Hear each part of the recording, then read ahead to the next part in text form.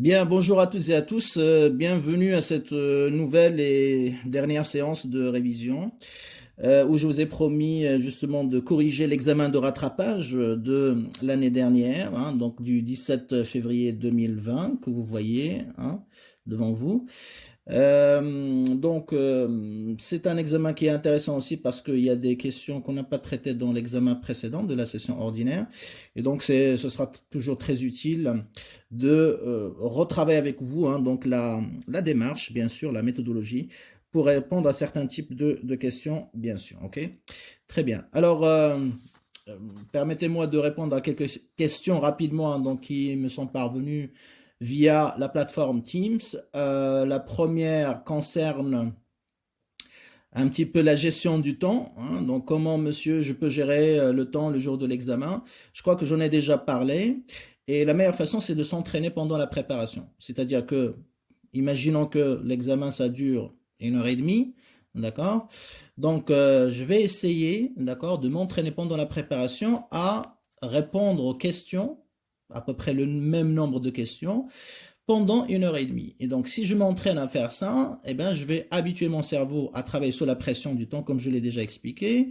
Et ça permettra aussi de savoir comment, hein, donc, on peut effectivement gagner du temps sur certaines questions, essayer de prendre son temps sur d'autres questions, de manière à, au total, bien évidemment, donc, j'essaie de répondre au plus grand nombre de questions, mais avec qualité, parce que c'est ça qui compte. C'est pas uniquement finir l'examen. Ça sert à rien de terminer l'examen si j'ai la majorité des réponses qui sont fausses. Hein. Donc, parfois, comme j'ai déjà expliqué, hein, il vaudrait mieux répondre juste à 4 ou 5 questions. Je me fixe comme objectif juste répondre correctement à 4 ou 5 questions et je pourrais avoir au moins 12 ou 14 que de vouloir terminer et finalement n'avoir même pas la moyenne. Donc ça arrive souvent, hein, donc ce genre de situation. Donc c'est la raison pour laquelle, hein, donc bien sûr, essayer de terminer c'est bien, il faut être ambitieux, mais il ne faut pas que ce soit au détriment de la qualité des réponses, d'accord? Donc c'est la raison pour laquelle il faut toujours s'entraîner avec le chrono à la main, c'est-à-dire que, ou avec votre portable, vous déclenchez le chronomètre. Voilà, combien j'ai passé de temps sur cette question? J'ai passé 15 minutes. Non, ça va pas, hein, parce qu'une question, ça doit pas dépasser 10 minutes, par exemple. Ok? Donc, tu dois t'entraîner à essayer de répondre à cette question maximum 10 minutes par exemple, entre 5 et 10 minutes. Vous voyez, un exercice par exemple de 3 questions, donc je ne dois pas dépasser 30 minutes par exemple. Et donc j'essaie de m'entraîner à atteindre cet objectif de 30 minutes pour un exercice de 3 questions. Et ainsi de suite. Et comme ça, vous allez être, vous allez arriver déjà à l'aise, moins de stress le jour de l'examen. Très bien, voilà pour cette première question. La deuxième concerne l'objet de l'examen. Donc l'examen, ça va, je vais rien enlever. Donc, l'examen, ça va porter sur tout ce qu'on a déjà vu, depuis le début jusqu'à la fin. D'accord? Donc, c'est pas la peine de vous casser la tête avec ça. Donc, essayez de travailler tout, réviser tout. Donc, parce que moi, j'estime que quand le prof, il fait toutes les séances avec les détails des explications, avec les applications, donc ça devient un petit peu n'importe quoi, d'enlever une partie, dire oui, ça, c'est pas dans l'examen, etc. Donc, ça n'a aucun intérêt. Donc, essayez de tout réviser parce que l'examen va porter sur l'introduction, le premier chapitre, le deuxième chapitre et le troisième chapitre. Donc, je pense que c'est clair. Troisième question, est-ce que ça sera un QCM? Est-ce que ça sera un classique? J'ai jamais posé un examen QCM, donc c'est pas la peine de vous casser la tête avec ça. Ça fait 10 ans que je fais examen sous forme classique, c'est pas maintenant que je vais changer. Ok? Très bien. Donc voilà un petit peu pour les dernières questions qui m'ont été posées. Très bien. Alors oui, il y a une autre parce que certains m'ont dit oui, si vous pourriez aussi faire le corrigé des années, des autres examens des années précédentes. Je pense que c'est pas la peine. Pourquoi? Parce que premièrement, hein, donc là, on va corriger 2 examens, hein, donc rattrapage et session ordinaire de l'année dernière. Les examens, deuxièmement, les examens des années précédentes, j'ai pris pas mal d'exercices de ces examens et je les ai mis dans les séries que j'ai corrigées avec vous sur les vidéos, d'accord? Donc ça veut dire quoi? Ça veut dire qu'on a déjà une grande partie des examens qui a été corrigés, d'accord? Et puis troisième élément, c'est que souvent les examens, bah, parfois ça se répète, hein, les questions se ressemblent parce que à force de faire chaque année 2 examens pour chaque semestre, ben finalement, hein, donc il n'y a pas 36 000 questions.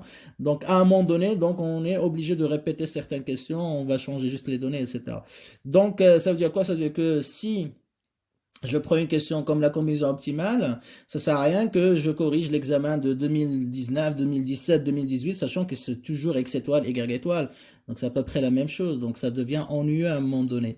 Donc c'est pour éviter ça que voilà, je pense que avec ces deux examens, avec les exercices issus des examens des années précédentes qui sont intégrés dans les TD, en plus des applications qu'on a travaillées pendant le cours magistral aussi, donc c'est largement suffisant pour préparer son examen. Ok, très bien. Donc j'espère que j'ai répondu à toutes les questions.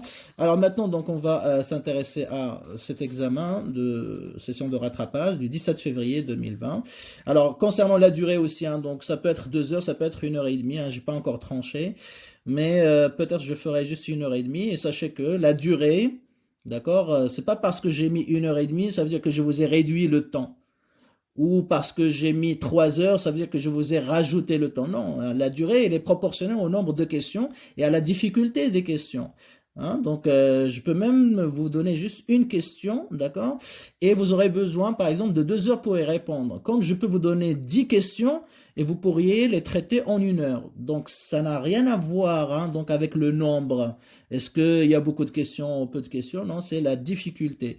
Donc, c'est la raison pour laquelle vous devez savoir que la durée, elle est toujours proportionnelle à la difficulté des questions qui sont posées. Et en général, je chronomètre un petit peu le temps nécessaire pour répondre à ce type de questions. Je rajoute des minutes supplémentaires. Et donc, en gros, hein, donc c'est largement suffisant pour traiter l'ensemble des questions. Bien sûr, si on a fait une bonne préparation. Maintenant, si on a mal préparé, etc., ben, je peux te donner 3 ou 4 heures, ça sert à rien. Hein, donc, vous n'allez pas bien répondre aux questions qui sont posées. Donc, c'est la raison pour laquelle, donc, enlevez de votre tête l'idée que si j'ai 1 heure et demie, ça veut dire que j'ai moins de temps. Non. 1 heure et demie, c'est proportionnel aux questions qui vont être posées. D'accord? Si je mets 2 heures, eh ben, ça ne veut pas dire que vous avez plus de temps. Non. Hein, donc, ça veut dire que vous avez des questions supplémentaires ou peut-être le même nombre de questions, mais avec plus de difficultés. Voilà. Donc, probablement, je ferai 1 heure et demie, hein, donc pour, voilà. Mais j'ai pas encore tranché. D'accord? Très bien. Alors, allons-y. On va attaquer les choses sérieuses. Comme j'ai dit, hein, donc il faut toujours avoir le réflexe de lire tout l'examen. Donc là, je ne vais pas le faire juste parce que ça va me prendre beaucoup de minutes, hein, donc sur le temps de la vidéo. Donc pour gagner du temps, donc je vais chaque fois que je lis une question, je vais y répondre directement. Ok. Alors ici, vous avez la première question, un tableau avec les valeurs de x, l'utilité totale et l'utilité marginale. Il y a des valeurs qui manquent et sont représentées par des points d'interrogation. Ok, donc, on doit déterminer à quoi correspondent ces valeurs. Donc, il y a certaines qui concernent l'utilité totale, d'autres l'utilité marginale et d'autres qui concernent x, bien sûr. Très bien. Alors, complétez le tableau suivant en justifiant vos calculs sur votre copie. Ça, c'est très important. Parce qu'il y a certains qui m'ont rempli le tableau sans justification. Eh bien, ils n'ont pas eu la totalité des points. Donc, si vous voulez avoir tous les points, même si vos réponses sont correctes, il faut justifier les calculs. Donc, sur la copie, bien sûr, c'est obligatoire. Très bien. Alors, ici, bien sûr, hein, donc pour pouvoir répondre à ce type de questions, donc je sais que je vais travailler avec les formules, hein, qu'on a déjà développées pendant le cours magistral, c'est-à-dire la formule concernant l'utilité totale finale, I, est égale à l'utilité totale I moins 1 plus l'utilité marginale finale fois delta x. Delta x, c'est xi moins 1, bien sûr. L'utilité totale initiale, I moins 1, on l'a noté I moins 1, est égale à l'utilité totale finale, moins l'utilité marginale finale fois delta x. Maintenant, s'il y a des valeurs de x qui me manquent, donc je dois déterminer juste est-ce que c'est final ou est-ce que c'est initial. X final, donc on l'a noté xi. Donc je rappelle, i c'est le rang, d'accord, de la valeur de x. Est-ce que c'est la première position, deuxième position, troisième position, etc. Donc xi est égal à xi moins 1, donc la valeur de x initiale, plus delta u total sur l'utilité marginale de i final. Et enfin, x initial est égal à x final moins la variation de l'utilité totale sur l'utilité marginale finale. Alors, delta u total, je rappelle, c'est l'utilité totale finale, c'est-à-dire l'utilité totale i moins l'utilité totale I moins 1. Ça me donne delta U total. Très bien, voilà les formules avec lesquelles on va travailler. Il suffit juste de déterminer qu'est-ce que je cherche. Est-ce que c'est l'utilité totale I moins 1, ou XI moins 1. Et le tour est joué. Après, c'est du remplacement numérique, donc c'est pas très compliqué. Alors là, vous voyez que ce genre d'exercice, on l'a déjà fait. Hein, donc la dernière fois, pendant le cours magistral. Donc ça veut dire quoi? Ça veut dire que ce que vous allez avoir dans l'examen correspond exactement à ce que vous avez déjà travaillé dans le cours magistral et dans les TD. Donc il n'y a pas de raison pour stresser, pour avoir peur que qu'est-ce qu'il va nous mettre dans l'examen, est-ce qu'il va nous inventer, je vais rien inventer. Hein. Donc tout ce que vous avez dans l'examen, vous l'avez déjà travaillé. Qu'est-ce qui change? C'est juste un petit peu les phrases qui sortent de la question, les données bien évidemment ils doivent changer. Sinon, hein, donc c'est à peu près la même chose. Hein. Donc ça veut dire quoi? Si je retravaille les applications, les exercices, les TD que le prof il a travaillé avec nous, eh bien j'ai beaucoup de chance. Si je maîtrise bien et je comprends bien la méthode et la démarche, j'ai beaucoup de chance, j'aurai beaucoup plus de chances de valider la matière que quelqu'un qui va travailler sur d'autres exercices qui n'ont rien à voir avec le cours. Alors moi, je suis pas contre ça et je suis pas en train de dire, voilà, travaillez uniquement ce que j'ai travaillé avec vous. Hein. Non, mais ce qui me rend un petit peu, hein, donc, comment dirais-je, fou, c'est que certains étudiants, ils ne prennent même pas la peine de travailler les applications du prof, que ce soit moi ou quelqu'un d'autre, et il va préparer ou baser sa préparation sur des exercices dans d'autres ouvrages ou sur des chaînes YouTube ou des PDF, je ne sais pas où il les trouve, et qui n'ont rien à voir avec le cours que moi j'ai fait ou avec les examens des années précédentes, et il vient avec cette préparation, le jour de l'examen, qu'est-ce qu'il voit? Il voit un examen qui n'a rien à voir avec ce qu'il a préparé, et là il va être bloqué ou il va répondre n'importe comment, et il ne va pas valider. Et après, il te dit, oui, moi j'ai bossé, j'ai fait des nuits blanches, mais le prof, il n'a pas voulu me donner la moyenne, etc. Non, hein, le problème, il est chez toi, c'est ta façon de préparer. Donc, si toi, tu estimes que ce que te donne le prof n'est pas intéressant et tu vas chercher ailleurs sans même prendre d'abord la peine de travailler ce qu'il t'a donné, donc c'est ta responsabilité. C'est toi qui es responsable de ton échec, c'est pas le prof. D'accord? Donc moi, en tant que prof, si tu me donnes la bonne réponse, pourquoi je ne vais pas te donner le point que tu mérites? Il n'y a pas de raison, d'accord? Donc c'est la raison pour laquelle moi je suis pour. D'abord, c'est ce que je faisais en tant qu'étudiant. Je travaille d'abord ce que le prof me donne, je le maîtrise, je le comprends bien, je le maîtrise, etc. Et après, s'il me reste du temps, donc bien sûr, je vais travailler autre chose complémentaire pour voilà, développer mon expertise, etc. Il n'y a pas de problème, il n'y a pas de mal à ça. Au contraire, je pousse mes étudiants à aller chercher d'autres choses supplémentaires. Il n'y a pas de souci là-dessus sur ce principe. Mais il ne faut pas faire l'inverse, c'est-à-dire laisser le cours du prof, les TD, etc., les examens du prof, ne pas les travailler, aller travailler autre chose qui n'a rien à voir et après dire oui, commencer à pleurer, j'ai pas validé, j'ai pas validé. Donc ça, c'est votre problème, d'accord? Donc j'ai pris donc ces 2 minutes pour préciser ce point. Donc d'abord, il faut travailler un petit peu sur les applications et les exercices qu'on a déjà bossé ensemble. Ok, les maîtriser, bien les comprendre. Et à ce moment-là, bien sûr, donc si tu veux faire encore plus autre chose, il n'y a pas de problème. Mais la majorité des étudiants, malheureusement, il y a certains qui vont travailler sur autre chose. Le jour de l'examen, ils viennent, ils trouvent d'autres questions, ils disent, ah oui, mais ça, on n'a pas travaillé, ça, on n'a pas vu. Bah, c'est normal, tu n'as pas vu parce que tu l'as pas travaillé.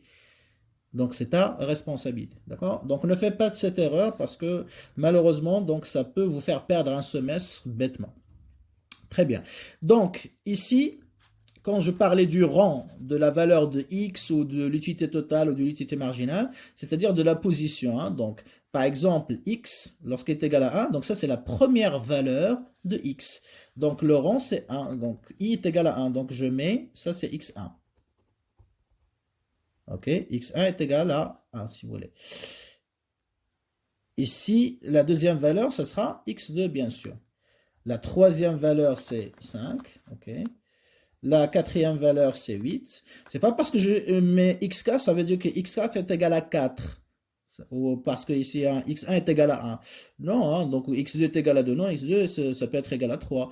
x3, vous voyez, ça peut être égal à 5. Donc ça, 1, 2, 3, ça veut dire juste la position, le rang de la valeur de x. Donc ça, c'est la première valeur. Ça, c'est la deuxième. C'est la troisième, la quatrième, la cinquième, x5, et la sixième. Et comme ça me permet de déterminer à quoi est égal i, d'accord? Lorsque je cherche xi ou, pardon, l'utilité totale de i ou i moins 1, ok? Donc ici, pareil, hein, donc ça c'est l'utilité totale de 1, l'utilité totale 2, l'utilité totale 3, 4, 5, 6, pareil. Et l'utilité marginale de 1, 2, 3, 4, et ainsi de suite, d'accord? Très bien. Donc ça va me permettre d'identifier à quoi correspond le point d'interrogation qui me manque ici. Au lieu de mettre juste point d'interrogation comme certains étudiants l'écrivent, donc je sais à quoi correspond au par quoi représenter ce point d'interrogation. Donc ce point d'interrogation, il est où? Il est sur cette ligne-là, donc ça correspond à quoi? À l'utilité totale, n'est-ce pas? Mais l'utilité totale de quoi? C'est la deuxième valeur de l'utilité totale, donc c'est l'utilité totale de x2, bien sûr. Donc je vais chercher d'abord utilité totale de x2. Alors, cette utilité totale de x2 qui me manque ici, pardon, hein, donc avant l'utilité totale de x2, excusez-moi, j'avais pas vu. On a déjà la première valeur, même si, hein, donc bien sûr, hein, donc, on peut la faire rapidement. Donc il y a ce point d'interrogation déjà, hein, donc je l'ai oublié. Donc ça c'est l'utilité marginale de quoi? De x1, vous voyez? C'est l'utilité marginale de x1, la première valeur de l'utilité marginale. Alors ici c'est la première valeur, donc je sais pas, hein, donc en général ici l'utilité avant 1, qu'est-ce qu'on a? On a 0 bien évidemment, d'accord? Donc là on va chercher l'utilité marginale de 1, je vais le noter. Alors ça on va le faire après. Donc la première valeur qui manque, premier point d'interrogation, c'est l'utilité marginale de x1. Très bien. Alors, ici, je sais que pour avoir l'utilité marginale de x1, c'est l'utilité marginale de 1, n'est-ce pas? C'est-à-dire de x est égal à 1. C'est ce qu'on cherche, n'est-ce pas? Très bien. Donc, l'utilité marginale de x est égal à 1 sera égal à quoi? Bah, c'est la variation de l'utilité totale, c'est-à-dire l'utilité totale de 1, finale, moins l'utilité totale précédente, bien sûr, avant 1, qu'est-ce qu'on a? On a 0, sur delta x. Delta x, c'est 1 moins 0, n'est-ce pas? Alors, l'utilité totale de 1, on a combien? On a 4, n'est-ce pas? L'utilité totale de 0, c'est toujours égal à 0, sur 1, bien sûr. Et donc, ça va nous donner plus 4, une valeur positive. OK? Très bien. Donc là, j'applique juste la formule de l'utilité marginale. Est égal à quoi? C'est la variation de l'utilité totale. C'est ça.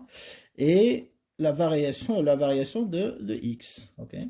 Donc, delta u total, c'est l'utilité totale finale. Donc, c'est-à-dire de x est égal à 1. Moins l'utilité totale précédente, c'est-à-dire initiale. Avant 1, on a 0 toujours. Même si ce n'est pas dans le tableau, mais on peut bien évidemment comprendre qu'avant 1, il y a toujours 0, n'est-ce pas? Or, l'utilité totale de 0, c'est toujours 0. L'utilité totale de 1, c'est 4. Donc, 4 moins 0 sur 1 moins 0, ça fait 4. Donc, ma première valeur qui manque, c'est égal à 4. D'accord? Très bien. Je passe à la deuxième. Donc, on a dit c'est l'utilité totale de x2. Alors, comme j'ai dit au départ, pour appliquer les formules, je dois déterminer est-ce que x2, est-ce que c'est xi final, c'est-à-dire x final, ou est-ce que c'est initial, xi moins 1. Donc, xi initial. Voilà, c'est ça la problématique. Dès que je réponds à cette question, le reste, c'est du remplacement numérique, bien sûr. Ok? Très bien. Alors, comment je réponds à cette question? Eh bien, donc, j'essaie de voir en fonction des données. D'accord? Alors, quelles données? Donc, ici, il me manque l'utilité totale de x2. Donc, je regarde à droite, la colonne à droite et la colonne à gauche. Si la colonne à droite, elle est remplie, donc il n'y a pas de point d'interrogation, il y a des chiffres, donc ça veut dire que j'ai toutes les données nécessaires pour considérer que cette valeur-là, c'est une valeur initiale. Comme ça c'est final. D'accord? Si je regarde la colonne à gauche, du point d'interrogation qui m'intéresse, et je trouve que toutes les valeurs existent, donc ils sont là. Donc ça veut dire quoi? Ça veut dire que je peux considérer cette valeur qui manque comme une valeur finale. Et comme ça, les valeurs ici, donc ce sont des valeurs initiales. Parfois, vous pourrez avoir soit cette colonne de droite qui est remplie, donc il y a toutes les données nécessaires, il n'y a rien qui manque, soit celle de gauche, soit parfois les deux. Donc lorsqu'il y a une seule des deux colonnes qui est remplie, le choix, il est vite fait. Je choisis, bien évidemment, hein, donc le côté où il y a toutes les données qui sont là. Parce que si, par exemple, regardez ici, hein, donc vous voyez, qu'est-ce que je remarque? Ici, j'ai une valeur qui manque et il y a ici une autre valeur qui manque. Donc ça veut dire quoi? Je vais avoir deux inconnus. Donc là, c'est impossible de résoudre l'équation.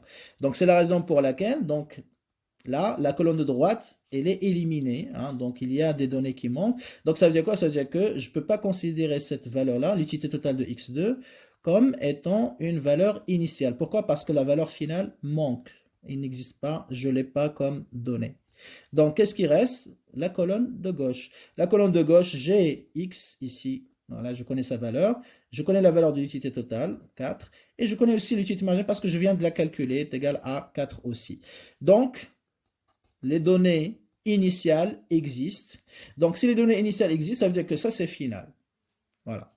Et donc, je vais travailler avec la valeur, la formule de l'utilité totale, bien sûr, finale. Ok. Si j'avais au contraire, par exemple, toute cette colonne, hein, donc avec les données, on va dire complète, bah à ce moment-là, donc ça veut dire que final existe, donc là, je peux considérer ça comme initial. Maintenant, si j'ai les deux qui sont complètes, donc il y a des chiffres à droite et à gauche, là, vous avez le choix. Vous êtes libre. Vous pourrez travailler avec les données, enfin, comme la formule, si vous voulez, soit finale, soit initiale, ça va vous donner le même résultat. Donc ici, qu'est-ce qu'on dit? Eh bien, les données ici finales, donc elles sont incomplètes, donc je vais travailler comme ici, hein, donc comme une valeur finale. Très bien. Donc, on va considérer l'utilité totale de x2 comme une utilité totale finale, c'est-à-dire l'utilité totale de xi. Très bien. Donc, on va travailler avec la formule utilité totale i, ou xi, hein, c'est la même chose. Alors, à quoi est égale l'utilité totale de xi? Est égale à l'utilité totale, donc ça c'est final bien sûr, donc initial, donc xi moins 1, ou i moins 1, donc c'est la même chose, fois plus l'utilité marginale finale, donc xi fois delta x, n'est-ce pas? Très bien. Alors, je vais voir à quoi correspond xi et xi moins 1. Donc, x2, on a dit, c'est x final. D'accord? C'est-à-dire xi. Donc, si xi c'est x2, ça veut dire que x1 c'est x initial, c'est-à-dire xi moins 1. Et je remplace dans ma formule, donc l'utilité totale de x2 sera égale à quoi? Bah, sera égale à l'utilité totale, bien sûr, de x1, xi moins 1. Je remplace, hein, donc xi moins 1 devient x1 et xi devient x2. Donc, plus l'utilité marginale de x2 fois delta x, c'est-à-dire x2 moins x1. Et après, je remplace. Donc, qu'est-ce que j'ai dans le tableau? L'utilité totale donc de x1 initial, donc c'est 4, plus l'utilité marginale donc de x2 est égale à 10, fois x2 moins x1, c'est-à-dire 3 moins 1. Ok? Je remets donc pour vous montrer un petit peu ce que j'ai écrit. Donc, l'utilité totale hein, donc de x2 est égale à l'utilité totale x1 précédente, donc initiale, donc 4 comme on a dit, plus l'utilité marginale de x2 qui est égale à 10, fois x2 moins x1, c'est-à-dire 3 moins 1. C'est ce que j'ai écrit ici. Et donc, ça nous fait 4 plus 10 fois 2, bien sûr. Donc, ça fait 20 plus 4, ça fait 24. Ok. Et donc, l'utilité totale x2 qui me manque est égale à 24. Et après, je peux faire un petit calcul pour vérifier si mon résultat est bon ou pas. Donc, si je mets 24 ici, est-ce que je peux avoir 10 ici? Oui. Ça fait 24. Hein, parce que l'utilité marginale de x2 est égale à quoi? À l'utilité totale de x2, c'est-à-dire 24 que je viens de trouver. Moins 4, ça fait 20. Divisé par quoi? Par delta x, 3 moins 1. Donc 20 sur 2, ça fait 10. Donc mon calcul, il est bon. Vous voyez? Très bien. Ensuite, donc je reste sur le tableau. Prochain point d'interrogation, c'est ça. Ça, c'est quoi? C'est toujours la ligne de l'utilité totale qui correspond à quoi? De x3. De x3. Donc, on cherche l'utilité totale de x3.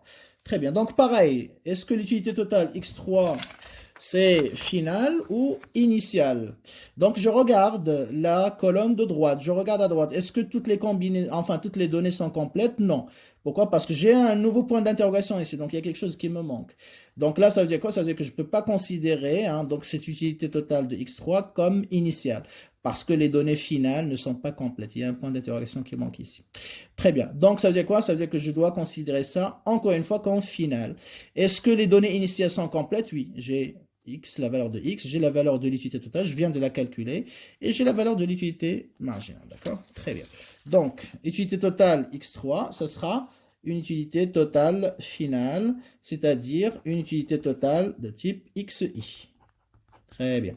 Donc, pareil, je reprends la formule, l'utilité totale de xi est égale à l'utilité totale de xi moins 1 plus l'utilité marginale de xi fois delta x.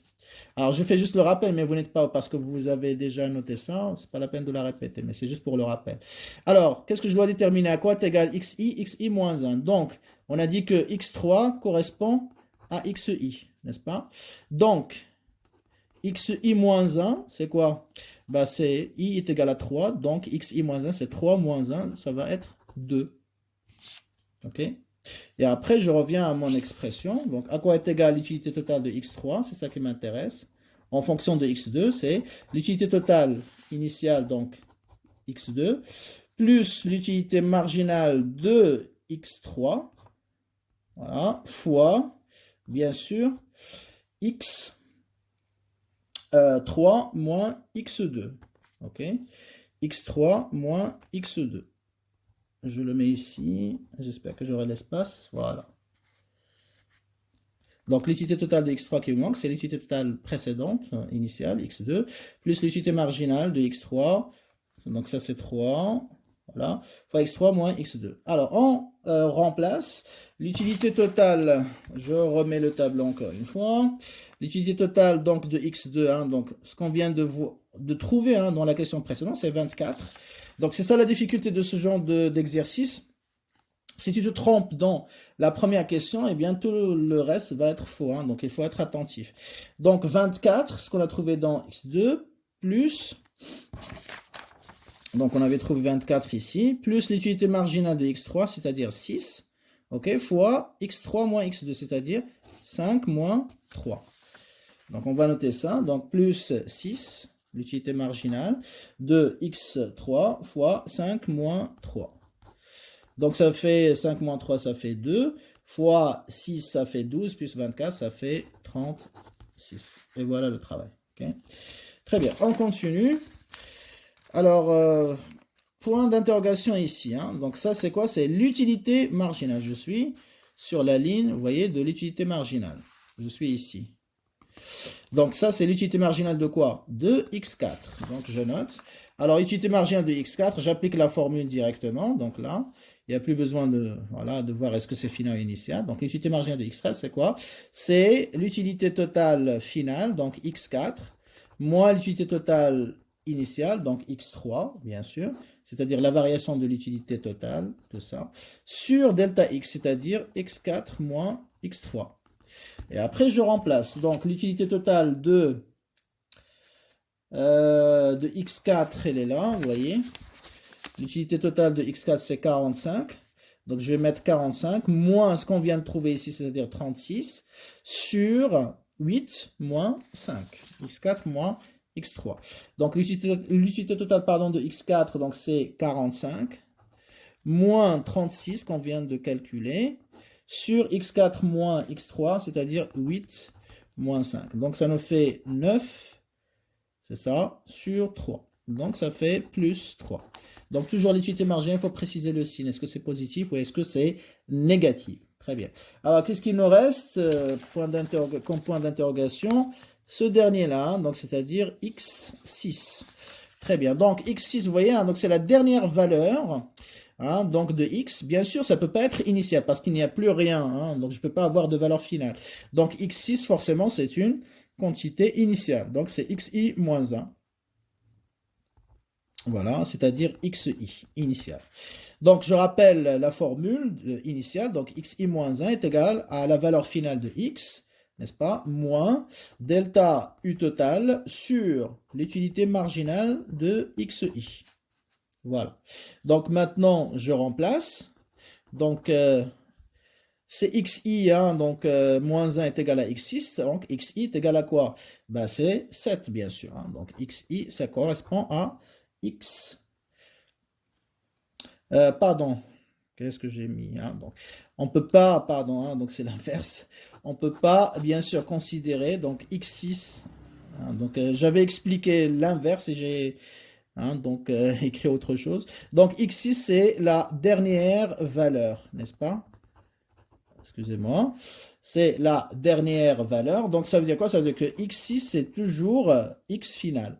Parce que si je mets x6, c'est initial, ça veut dire qu'il y a une valeur finale, alors qu'il n'existe pas. Donc, voilà. Donc, x6, c'est x final, au contraire.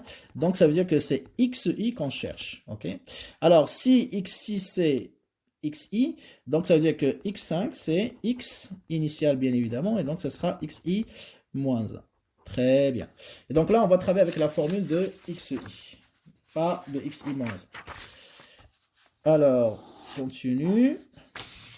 Bon, je vais arrêter la vidéo à ce niveau parce que j'ai 31 minutes déjà et on enchaîne tout de suite.